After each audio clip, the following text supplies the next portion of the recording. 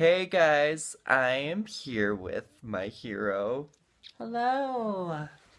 and Hi. I'm like so excited right now because honestly, I've never like actually vlogged with another human being besides my brother, so this is really great. Well, I'm honored that I'm going to be your first today. So, It sounds like we're applause for doing it. that. Ew, gross. Sorry. Okay, Take anyway, it.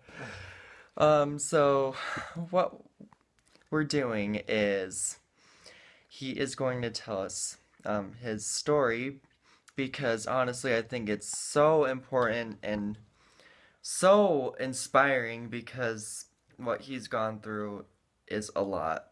Like me, he's gone through a lot, and it just inspires me because when I was in junior high, it just when I saw him, I was just like, "Oh my gosh, like I can do that too if someone else can do it." Yeah. Mm-hmm. Well, that's true. Um, well, do you just want me to kind of start my life story? Go ahead. It's like so weird. However I you feel like want to do it. it's like the overtake. I'm like taking over like, hey, Hmm. pay attention to me now. Yeah, No, don't even look at this. but well, it's I honestly believe that everyone, whether you're gay or straight, well, ever since you're little, like you're just born with it. You are literally born this way. For real. You're born gay, you're born transgendered, you're born like bisexual, you're just born with it. And that's a okay thing. I always knew that. Like in first grade, I had the hugest crush on like this person from a TV show, and he was my Prince Charming, and it was first grade. And I was like, this is so weird because like all of my other guy friends are talking about princesses and Disney princesses, and I was like, I like Leo from Charmed. I just felt like such an outcast. And then I did get made fun of a lot in elementary school. Like they just said it. They were just like, "Oh, you're so gay," and it's like, um, do you know what that word means? I think they just used it as like the derogatory, just like you're so gay. Like they didn't even know what they were Honestly, saying. I don't think it's very insulting, to be honest. Like, if you're gay, then that's just who you are. Are you trying to insult me, sir? You better get a new insult book. Well, how I see it is it's like, what? I'm gay? Oh my Thank God. God.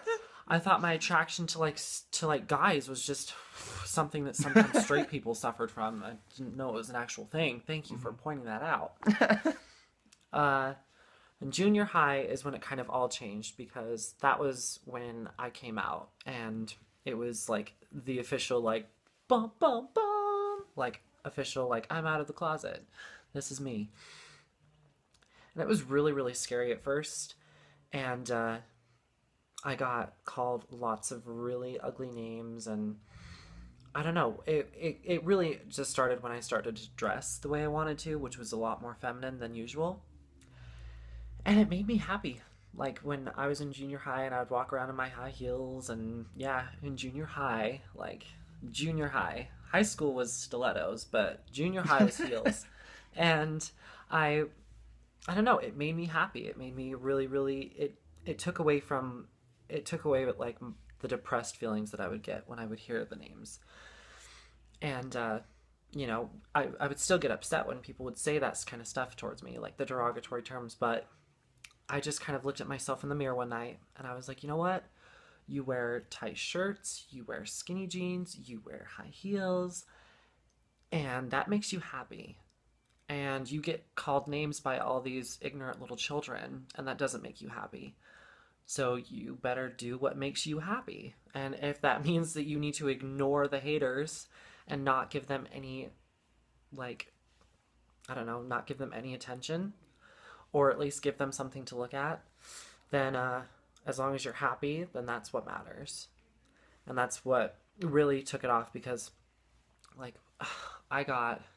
I remember one time it was a really bad day. It was in junior high, and I had got pushed into a locker, and then after school, I had someone get me in a chokehold position. Like he attacked me outside of the boys' locker room, and my friend came to the rescue. Thank you, Laura. You're my rock forever for doing that. But yeah, she like thwacked him in the head with her clarinet case, or it was really cool. And she like saved me, and it was really cool. But then later that day, after I got off the bus, uh, the friends of that kid who put me in the chokehold, like they like down the window and like spat on me. They like hawked big loogies into my hair, and I just ran home in tears. And I was like, "Mom, I don't think I can handle this anymore. I need to like stay home and be homeschooled." And she was like, "No, you don't. You'll be fine." Blah blah blah. And my mom is another big, powerful influence because, you hear stories all the time about how parents aren't really accepting.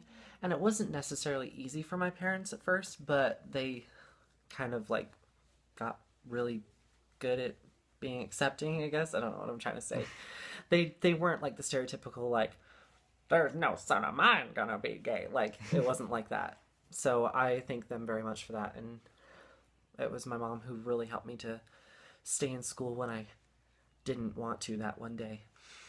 And then high school happened, and I had this crush on this guy, and his friends found out about it, and they like tortured him because of it. They would like try to put us together in like the same proximity like area, and when they would like do that, he would just turn around and walk away. So it was just like, "Hi, I'm sorry I'm ruining your life. Oh. Maybe you should get better friends."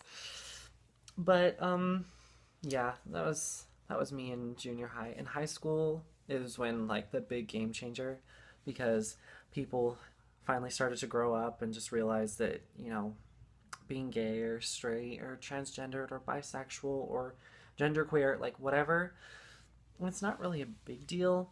I mean, I think just because it's Utah, they're having a little bit more of a hard time with it. They're like, "Ugh, why is this gay agenda being pushed on us?" You know what I hear when people say that?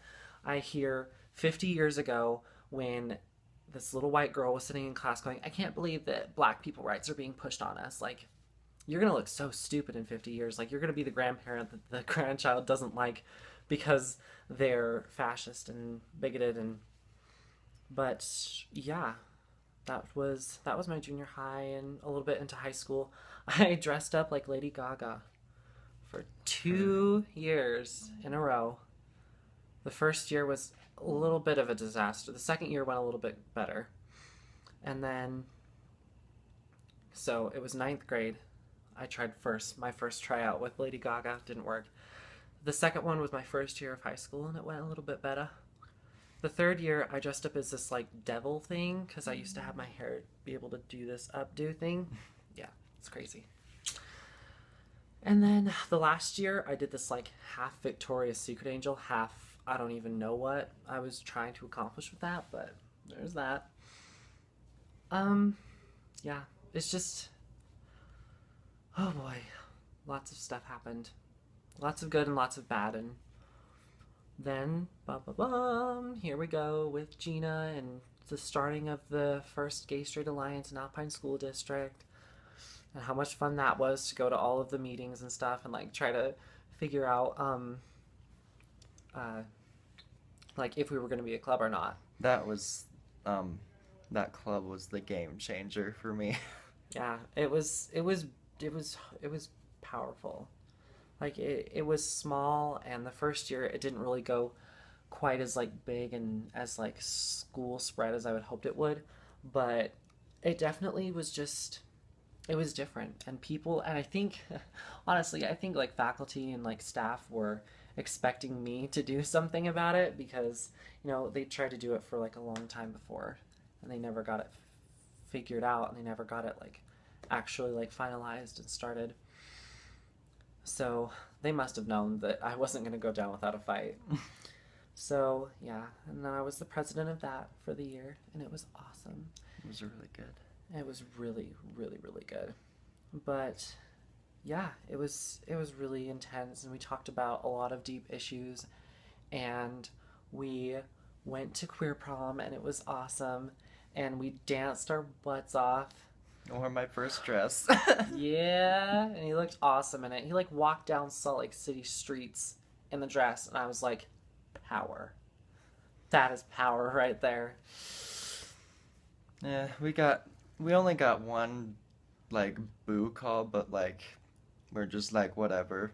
Yeah, I don't care. I was just like, no. Mm-mm. So over it. Yeah, it's it's so weird to talk about high school in the past tense because I feel like I should still be there. I don't know. Maybe I just don't feel like I've learned as much as I probably should have. Too many naps during class, ladies and gentlemen. Or it's just, I don't know. Part of me just feels like I should still be there. Like, there's, like, I wanted to leave a mark, and I feel like I left it, but it wasn't as big as I was hoping it was going to be. I don't know. My whole, me in a nutshell, it was just wanting to kind of give, kind of like give back to the world what the world had given to me, whether that was good or bad, taking it if it was bad and making it good and putting it out more good if it was good. So, yeah, I was just like, you know what, haters, if you're gonna hate, I'm gonna give you something to look at. And people were staring and people were like talking behind my back, and I was like, you know what, I'm gonna give them something to stare at. And I'm gonna make sure that I'm the topic of what they talk about behind my back. And it was intense. And you know what? Like, you may have not like knew it, but like I'm sure you helped a lot of people. Like at first, like I'm not gonna lie, like my friends would like talk about you and like how weird you were, and I was just like I wouldn't say anything because like Yeah. honestly at the time I was just like so like in the closet and was just like so like afraid of like what was gonna happen if I just decided to like open the closet door and be like hello. Hi, world. But like when I look back on it, I like regret that I didn't because like they just had like no idea like that what they say really like can hurt like not just you but like Mm-hmm. people who are like you who they don't know are but Mm-hmm. they just said like horrible things and I just like stood by and I feel bad about it now but Yeah. Like if there's one thing I would change about the world. I know this is a little bit of like a Q&A for just a second. If there's one thing that I could change about the world, it would just be the stranger on stranger hate. Like it's not the gay on the straight hate. It's not the straight on the gay hate. It's like it's like a human being judging another human being without even knowing them. You know, it's like you're two completely, it's like you're a stranger. Like you are literally judging a stranger, someone you've never met, someone you've never had a conversation with.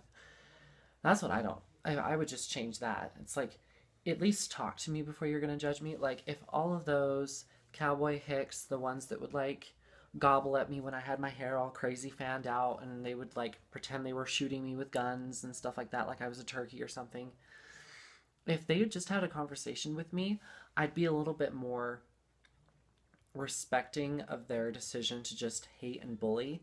And I don't think that hate and bully should exist at all, but at least they would have something to base yeah, it on. something to base it on, not just solely the fact that they heard from their cousin at a party with the dog that I was gay. Like you if you had talked to me and like I had said something rude and obnoxious to you, then of course like I would want you to tell me that I was being rude and obnoxious, but it's something.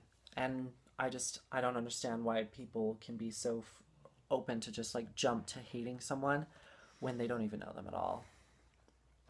Just hating someone you don't know just doesn't make sense at all because just because you wear something different or you don't really obey the freaking gender identities society has put on us, Mm-hmm. that doesn't mean you have any right to say anything bad if you've just taken one look at us and just decide, oh, I hate that person. But like if you've seen my insecurities video, that's like it's what I hate the most because like I honestly can be one of the nicest people you can ever talk to, but if you just decide that you hate me just by looking at me, that really sucks for you because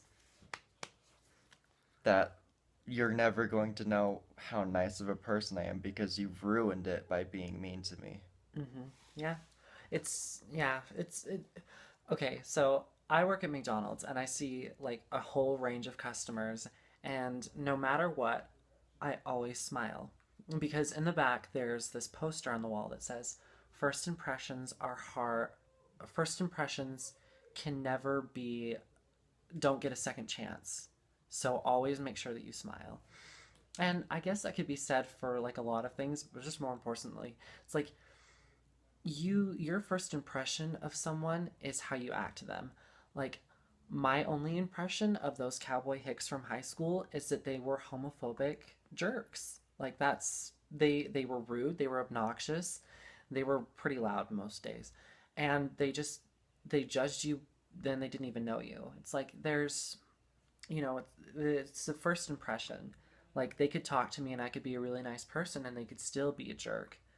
But it's like, as long as you're putting out, as long as you're promoting love and acceptance, and always remembering to smile, because that's what a first impression is. Like, the first thing he did when he saw me was, or well, actually, the first thing she did when she saw me was she smiled at me and she made me feel really good about myself. And of course, she had always. Okay, so quick little story. GSA. We were talking, and she told me some really deep personal stuff. And she basically told me that I helped her through a lot of hard times, and I won't go into details because that was out of confidence. But it made me cry, and I just stood there and I just hugged her, and I was, it's okay. We're gonna get through this. Like, we literally, you and I are like warriors. We are fighting the battle of intolerance. Do you know what my freaking subscribers are called? What? The Love Army. Yes. Oh, this is good. Okay, so this is good because you're gonna be huge on YouTube, and you're gonna have like shirts that say Love Army. Oh, well, I can. It's see gonna it be now. a heart I that can says see Love it Army. now. Don't you dare steal my idea. Don't you? We will get you, and we will find you. Well, anyway, it's been so great, and Yeah. like we didn't get to be together very long because like couldn't find my house very well, but like it's been great. And Yes. Thank you so much. but yeah, this is gonna be uploaded as soon as I can, but it's a long one, so it will take a little longer, but that's okay. It's worth it. Totally. All right, well, I'll see you guys next video.